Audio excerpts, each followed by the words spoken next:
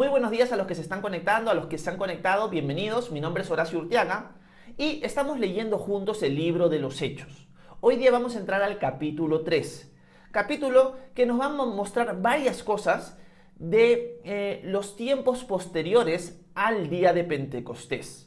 Una de las cosas que nosotros hemos ido viendo en el capítulo 2 de Hechos es que en la fiesta de Pentecostés sucede el bautismo del Espíritu Santo, la iglesia empieza a hablar en lenguas, hay una predicación abrumadora de Pedro, guiada por el Espíritu, y se convierten y bautizan 3.000 personas.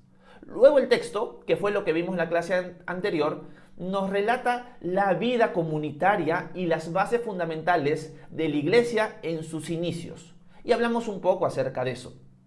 Hoy día vamos a comentar y leer lo que sucede en días posteriores a este evento de Pentecostés. ¿Qué es lo que pasa mientras los discípulos están compartiendo todo, se están reuniendo en las casas, están celebrando la comunión, están teniendo compañerismo, están edificados en las enseñanzas de los apóstoles y en las oraciones? ¿Qué es lo que va pasando en el transcurso de los días en la ciudad de Jerusalén? Así que vamos a leer a continuación Hechos capítulo 3 y vamos a ver el primer párrafo. Vamos a tratar de sacarle bien el jugo a este texto en el pequeño tiempo que tenemos y qué es lo que el Señor nos habla a nosotros personalmente. Así que vayamos al texto en pantalla. Miren lo que Lucas, el autor de Hechos, nos sigue contando ahora en el capítulo 3. Dice lo siguiente, versículo 1. Un día, Pedro y Juan subían juntos al templo. Eran las 3 de la tarde, es decir, el momento de la oración, y vieron allí a un hombre cojo de nacimiento. Todos los días era puesto a la entrada del templo en la puerta llamada la Hermosa para pedirles limosna a los que entraban en el templo. Cuando el cojo vio que Pedro y Juan estaban por entrar, les rogó que le dieran limosna. Entonces Pedro, que estaba con Juan, fijó la mirada en el cojo y le dijo: «Míranos». El cojo se les quedó mirando porque esperaba que ellos le dieran algo. Pero Pedro le dijo: «No tengo oro ni plata, pero lo que tengo te doy. En el nombre de Jesucristo de Nazaret, levántate y anda». Y tomándolo de la mano derecha, lo levantó y al momento se le afirmaron los pies y tobillos. El cojo se puso en pie de un salto y se echó a andar. Luego entró con ellos en el templo mientras saltaba y alababa a Dios. Todo el pueblo lo vio andar y alabar a Dios, y lo reconocían como el cojo que se sentaba a pedir limosna a la entrada del templo, en la puerta, la Hermosa, y se quedaban admirados y asombrados por lo que le había sucedido al cojo. Bueno, este es un párrafo grande, un párrafo que vamos a estudiar y que vamos a meditar el día de hoy, y quiero ir rescatando, versículo tras versículo, algunas cosas importantes. El primer versículo que hemos leído nos muestra que Pedro y Juan están yendo al templo a la hora de la oración, para obviamente orar. La hora de la oración, que nos muestra el texto que eran las 3 de la tarde, era una hora común para los judíos practicantes de reunirse para orar. Generalmente los judíos tenían 3 horas principales: las 9 de la mañana, el mediodía y las 3 de la tarde. Esas eran las horas, por así decirlo, rituales que ellos tenían para dedicarse a la oración. Y una oración en cierto sentido como pueblo. Tú sabías que todo judío a las 9 de la mañana en Israel iba a estar orándole al Padre. Y como él iba a estar orando al Padre, en cierto sentido se sentía esa comunión, esa comunidad de ser un mismo pueblo alabando y orando al mismo Dios en ese mismo tiempo. Pedro y Juan se van al templo a orar a las 3 de la tarde, que era la última hora del tiempo común de oración.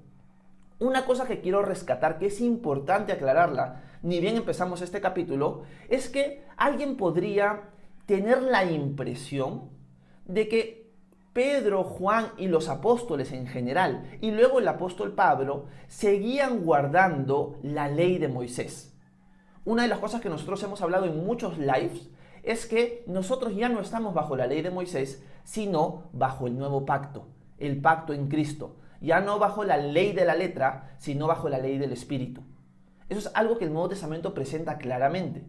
Y podría surgir la pregunta en nosotros: entonces, ¿por qué los apóstoles, Pedro y Juan, van al templo?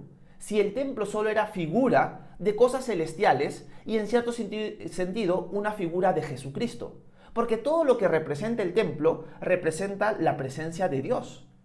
Y una de las cosas que el apóstol Juan va a decir en Juan capítulo 1 es que el Verbo, hablando de Jesús, se hizo carne y habitó entre nosotros. Y vimos su gloria, gloria como la del unigénito del Padre, lleno de gracia y de verdad. Y cuando dice que el Verbo habitó entre nosotros, se podría traducir tabernaculó entre nosotros. Por lo tanto, en cierto sentido, el templo, el tabernáculo, apuntaban a la persona de Jesús. Eran como sombras que apuntaban a Él. Él es el templo. Él, por ejemplo, es el que nos da acceso a la presencia de Dios. Cuando uno veía en el templo el candelabro de oro, Jesús dice, yo soy la luz del mundo. Cuando ven en el templo los panes de la proposición, Jesús dice, yo soy el pan de vida. Por lo tanto, todo lo que apuntaba al templo era la persona de Jesús.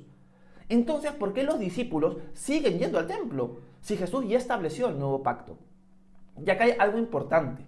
El hecho de que el templo haya cesado en sus funciones de sacrificio, porque ya se estableció el sacrificio de Jesús, no significa que los discípulos no pudieran ir como judíos nacionales visitar el templo. Era algo que ellos podían seguir haciendo, porque el lugar era algo muy significativo para ellos. Era parte de su herencia como judíos, era parte de su herencia como Israel.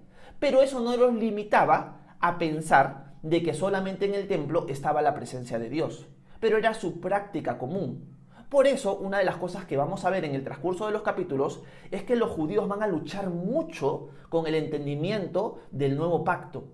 Van a luchar con la salvación para los gentiles, van a luchar con la circuncisión, van a luchar con la comida que ellos podían ingerir y van a luchar mucho con guardar el día sábado, porque ellos han crecido dentro de la ley de Moisés. Y ahora entender que ya no están bajo la ley, sino bajo la gracia, ya no en el antiguo pacto, sino en el nuevo, va a ser un proceso para ellos. Pero no está mal que los discípulos entren al templo a orar, porque ellos ya están comprendiendo que el templo es algo que Dios usó y es algo que apunta a Jesús, pero en sí mismo el templo no tiene un poder espiritual, sino todo era una sombra que ahora se ve claramente en Jesús. ¿Cómo podemos aplicar esta verdad a nuestra vida? En la siguiente manera, tenemos que tener cuidado de poner un valor sobrenatural a ciertas cosas, a ciertas prácticas, a ciertos lugares. Hay personas que van a ver Israel, la tierra prometida, como un lugar sobrenatural. Un lugar que si tú lo visitas vas a sentir la presencia de Dios y va a ser algo que te va a recargar espiritualmente, y van a poner un énfasis en la tierra literal de Israel como algo sobrenatural y le van a poner ese énfasis. Yo he visitado personalmente Israel y es un lugar como cualquier otro. Obviamente la diferencia de Israel es que Jesús caminó ahí, Dios hecho hombre. Pero después el lugar en sí mismo no tiene nada de especial o de espiritual que te vaya a dar una bendición a ti.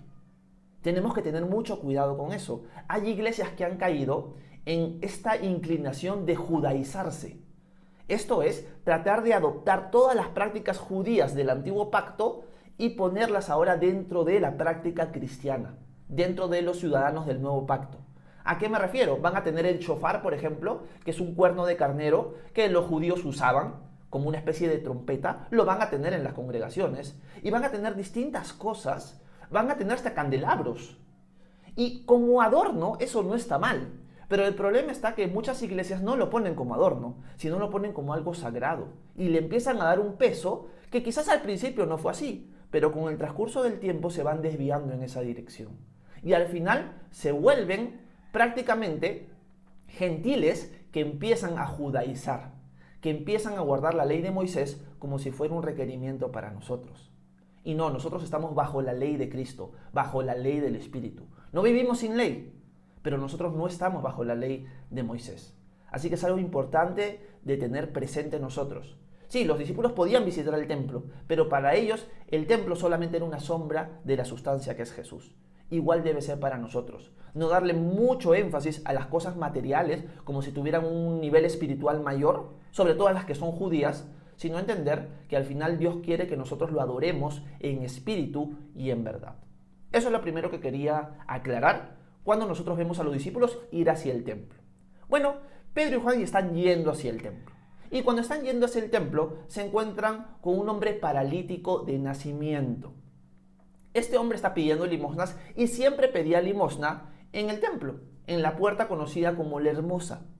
Él está pidiendo limosna y de repente Pedro y Juan lo quedan mirando. Cuando Pedro y Juan lo quedan mirando, él espera recibir algo de dinero, pero lo que se va a encontrar es algo mucho mejor. Y acá quiero aclarar y profundizar en algo importante. Si nosotros nos ponemos a pensar, este paralítico siempre estuvo en la puerta del templo, la considerada que se llamaba la Hermosa. Esto significa que cuando Jesús visitó el templo, pasó al lado de este hombre. Vuelvo a repetir, si este paralítico, como dice el texto, ha estado en las puertas del templo pidiendo limosna, eso significa que cuando Jesús visitó el templo constantemente cada año, pasó al lado de este paralítico. La pregunta es, ¿por qué no lo sanó? ¿Por qué Jesús pasó a su lado, pero no lo sanó? En cambio, ahora vamos a ver que Pedro, guiado por el Señor, lo va a sanar. Y acá hay una lección importante. Los tiempos del Señor no son los nuestros. El Señor sabe nuestros suplicios, el Señor sabe nuestras necesidades, pero muchas veces nosotros queremos ser el Señor y que Él sea nuestro súbdito. Y no es así, es al revés. Nosotros somos los súbditos, Él es el Señor. Por lo tanto, sus tiempos son perfectos. Y Él tiene cuidado de nosotros, Él sabe lo que estamos pasando. Pero muchas veces nosotros queremos que actúe ya, ahora. Ahora, Señor, dámelo ahora. Y el Señor dice, no, no es mi tiempo. Es más adelante, es un tiempo posterior. Y yo tengo mis propósitos. Yo no te sané antes y te voy a sanar ahora porque esto me va a traer más gloria a mí. Y es algo importante que tenemos que entender. Y en ese sentido, el paralítico pudo haber pensado, este Jesús de Nazaret ha pasado por mi lado y nunca me ha sanado. Quizás no es el Mesías, quizás no es verdad lo que dicen la gente de que hace milagros. Y él puede haber dudado. Pero lo que Dios le quería enseñar y enseñar a nosotros es que no era el tiempo. Mi tiempo, diría el Señor, es perfecto. Así que tú confía en mí. Confía que yo sé tus debilidades, que yo sé tus necesidades, que yo sé tus dolencias. Y en el tiempo oportuno, si tú recurres a mí, yo te voy a sanar, yo te voy a liberar, yo te voy a guiar, yo te voy a restaurar y sustentar. Eso es lo que el Señor quiere enseñarnos también. Era en el tiempo oportuno. Porque gracias a este milagro, en este momento específico, Pedro va a volver a predicar, y eso lo vamos a ver en la clase siguiente, y eso también va a guiar a la salvación de muchas personas que quizás no se hubieran convertido si Jesús lo hubiera sanado en su tiempo. Ahí nos damos cuenta la sabiduría y el tiempo perfecto de nuestro Dios. Así que nosotros sigamos a sus pies, esperando en Él y clamando a Él, que en su tiempo Él responderá. Esa es otra noticia muy importante que nosotros tenemos que aclarar de este texto. Ahora, vamos a volver a poner el texto en pantalla para ver la frase de Pedro y qué es lo que esta frase nos enseña a nosotros. Porque sí, el paralítico se queda mirando a Pedro y a Juan, ellos se quedan mirándolo y el paralítico piensa recibir dinero, pero lo que va a recibir es un milagro de parte de Jesús. Eso es importante. Así que vamos a volver a ponerlo en pantalla. Miren lo que nos dice el texto. El versículo 6, vamos a ver desde el versículo 5, nos dice lo siguiente. El cojo se les quedó mirando porque esperaba que ellos le dieran algo. Pero Pedro le dijo, no tengo oro ni plata, pero lo que tengo te doy. En el nombre de Jesucristo de Nazaret, levántate y anda. La frase de Pedro es muy importante, porque el paralítico piensa recibir algo de dinero. Pero Pedro le dice, no tengo oro ni plata, no piensas que te voy a dar dinero, pero algo sí tengo. En el nombre de Jesucristo, levántate y anda. Primero remarco la sencillez y la pobreza de Pedro. Algo que me hizo pensar mucho esta mañana cuando leí el texto era de que Pedro dice, no tengo oro ni plata. Hoy en día, la iglesia cristiana y los cristianos sentimos de que no estamos siendo bendecidos por Dios o que Dios se ha olvidado de nosotros porque decimos no tenemos oro ni plata. Eso es algo que nos pasa a muchos de nosotros, sobre todo los que tenemos limitaciones económicas. Y en el caso de Pedro, él está diciendo, por si acaso yo no tengo oro ni plata, pero hay algo que sí tengo, que es más valioso para mí. Y es la presencia de Jesús, es el conocimiento de Él. Y en este caso es la autoridad que Él me ha dado. Y por eso hace ese milagro. Hoy en día la iglesia ha puesto un énfasis al revés. Ha puesto énfasis en el oro y la plata y no en el poder de Dios. Y eso es algo triste. Y es algo que tenemos que tener cuidado porque a veces nosotros somos así. Por tener oro y plata, dejamos atrás la autoridad de Dios, dejamos atrás su conocimiento, dejamos atrás su servicio. Y eso es algo triste que se ve en la iglesia de hoy. Las iglesias enfatizan más crecer económicamente que tener el poder de Dios. Y eso es algo que estamos viendo en contraste con la predicación de Pedro en este momento. Pedro dice, yo no tengo oro ni plata, pero hay algo que sí tengo, que es más valioso que el oro y la plata. Y esa debería ser nuestra misma forma de pensar. Algo más valioso que el oro y la plata es el conocimiento de Dios, es su autoridad, es ser usados por Él. Aunque eso simbolice, aunque eso signifique no tener oro ni plata. Es difícil. En cierto sentido, mi familia nuclear, mi esposa y yo, nosotros en cierto sentido también podemos decir, no tenemos oro ni plata, pero hay algo que sí tengo.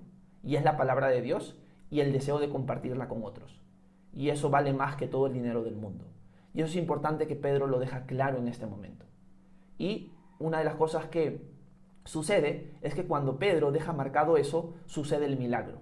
Sucede el milagro que es un milagro que si nosotros hablamos del Espíritu Santo, que ya hemos dicho que es el personaje principal del libro de los Hechos, estaría dándole a Pedro el don de fe.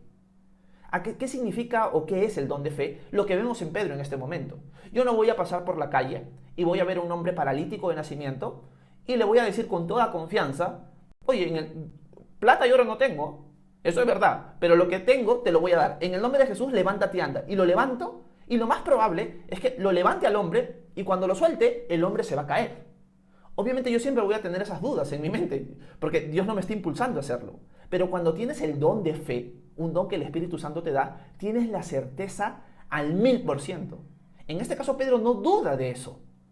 Porque no significa con esto de que Pedro podía ir levantando a cualquier persona en el transcurso de su vida y todos iban a sanar. No era así. El Espíritu Santo da este don en el tiempo que él considera correcto. Igual que el don de los milagros, que es algo que sucede al mismo tiempo del don de fe. Por lo tanto, acá estamos viendo un don del Espíritu Santo que Pablo lo expresa en 1 Corintios 12, que es el don de fe. Pedro tenía la confianza y la fe al 1000% de que al levantarlo, el hombre se iba a sanar. Y dicho y hecho, lo levanta y el hombre queda sanado. Por lo tanto, acá también estamos viendo una manifestación del Espíritu Santo, lo que se conoce como el don de fe. Pero la frase, remarco nuevamente, la frase que me llama mucho la atención es la de Pedro. Oro y plata no tengo, pero lo que tengo te doy. En el nombre de Jesucristo, en el nombre de Jesús de Nazaret, levántate y anda. Hay una historia, para ir ya hacia el final, que me gusta mucho, que no se sabe si es real o no, pero es de la Edad Media. Y en la Edad Media el catolicismo romano había prosperado abundantemente. Y hay dos católicos romanos que están avanzando y conversando, y mirando todas las construcciones, uno de ellos dice, bueno, por fin ya no podemos decir, no tengo oro ni plata. Y el otro voltea y le dice, sí, pero tampoco ya podemos decir, en el nombre de Jesús de Nazaret, levántate y anda. A veces por la búsqueda material dejamos atrás el poder de Dios, la comunión con Él. Y al final el orden debería ser al revés. Si el Señor nos prospera, amén por eso. Podemos usar lo que el Señor nos da para glorificarlo a Él, acumular tesoros en el cielo. Pero si no es así, entendamos que los discípulos vivieron eso.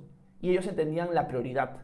Primero es tener el poder de Dios. Y eso solamente surge cuando yo tengo un tiempo de comunión con Él constantemente en mi vida y lo uso para glorificarlo. Así que eso es lo que Pedro nos expresa, además del don de milagros. Y obviamente este cojo de nacimiento queda sanado. Vamos a leer la última parte del capítulo y con eso vamos a terminar. Nos dice el versículo 7. Y tomándolo de la mano derecha, lo levantó y al momento se le afirmaron los pies y los tobillos. El cojo se puso en pie de un salto y se echó a andar. Luego entró con ellos en el templo mientras saltaba y alababa a Dios. Todo el pueblo lo vio andar y alabar a Dios, y lo reconocían como el cojo que se sentaba a pedir limosna a la entrada del templo en la puerta la hermosa, y se quedaban admirados y asombrados por lo que le había sucedido al cojo. Termino con esta lección. Una de las cosas que el cojo no hace es adorar a Pedro y a Juan. Una de las cosas que el cojo no hace es adorar a Pedro y a Juan. Hoy en día hay muchos cristianos que ante todas las manifestaciones de Dios terminan adorando al hombre y no a Dios. Y eso es algo tremendo que es idolatría. El cojo o ex cojo que está saltando de alegría entra al templo a alabar a Dios con Pedro y Juan. no entra a alabar a Pedro y a Juan. Eso es muy importante. Nuestra alabanza, la gloria, siempre es para Dios. Si Dios usa personas, usa medios para bendecirnos, la alabanza no es para los medios. La alabanza es para Dios. Si el médico te sana, si el médico te opera y te soluciona un problema que hayas tenido en la sala de operaciones, tú no vas y alabas al bisturí. Tú le agradeces al médico. De la misma manera, nosotros somos medios que Dios usa. Pero la alabanza, nosotros siempre la debemos dirigir a Dios, y nosotros que estamos siendo beneficiados, toda tiene que ser dirigida a Dios. Eso también es una lección muy importante para nosotros esta mañana. Así que con esto quiero terminar nuestro tiempo de meditación. Gracias a todos los que estuvieron conectados. Si tienen alguna duda, alguna pregunta, alguna inquietud, háganmela saber en la sección de comentarios, que yo con gusto voy a tratar de responderla si está en mi posibilidad. Muchas gracias por su atención. Que Dios los bendiga a todos.